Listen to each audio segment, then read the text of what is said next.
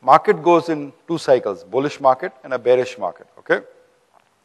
In bullish market, you can't own enough equity. In a bear market, you don't want to be in equities. You want to be in cash because by definition, even the best, highest quality companies will be down 50%, all right? There's nothing you can do about it. That's a fact of life. So I always try and figure out when is the bull market topping out. And there'll be ample signs. The way the game is played is that overnight no one is going to pull a rug on you.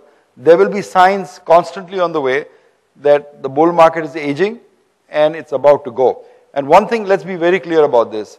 There is nothing called a permanent bull market. All bull markets end. Might be 3 years down the road, 20 years down the road.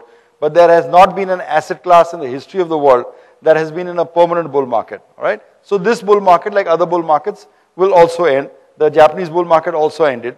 And so will the Wall Street bull market of 2013. It will end. What are the signs you look for? A lot of leverage in the system, a lot of nonsense. People will come and start talking that people who won't invest in equities will come wanting to invest in equities. The IPO market will be very, very frothy. The QIP market will be very frothy. Everyone will start talking that India is going to become the next, biggest market, or despite what has happened. I'll summarize it, okay? The panwala will start giving you tips, okay? The person was, I used to say my mother-in-law, but it's a classic sign. I mean, I'll give you two examples from my own career.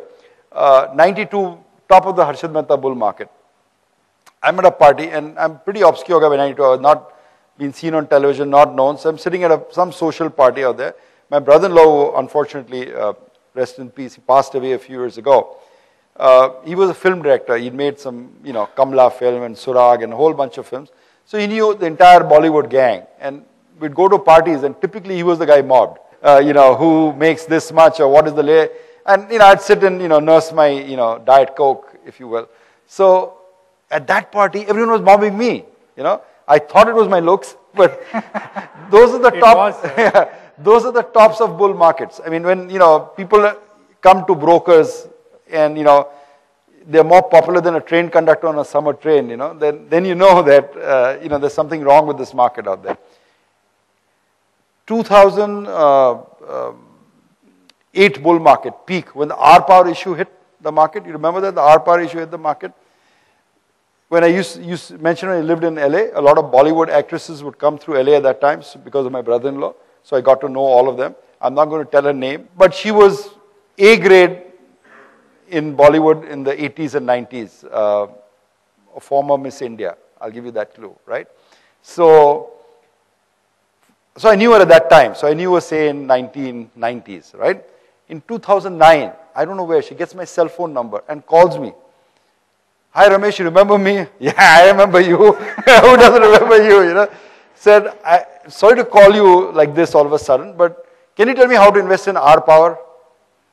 I mean, if ever a monkey rang a bell to me, that was it, I mean, the film stars want to, invest money, and it doesn't happen like that, and they think it's so easy that you just buy it, R power, flip it, and make money.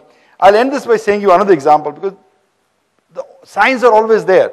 It's maybe another lecture, but what are the signs at the top of bull market? They're always there. But the most famous example in the world was in the 1920 crash in America, 1929, as it went into the Great Depression. Joe Kennedy, who was President Kennedy's father, was getting his shoes shined outside Dalal Street. Not outside, I'm sorry, outside Wall Street. And during the course of the correction, the shoe shine boy gave him 2 or 3 tips. Mr. Kennedy, sir, you should buy this. Mr. Kennedy, sir, you should buy that. Mr. Kennedy, sir, you should buy this. So he got his shoe signed, paid him a tip, and called up his broker and said, sell everything. I don't want to keep anything. And the crash came a days later. So from there came the phrase, when the public gets wise, the wise get out. All right? So you don't want to get in when everyone wants to be bullish on India. Everyone comes up with more and more outrageous predictions of what's going to happen.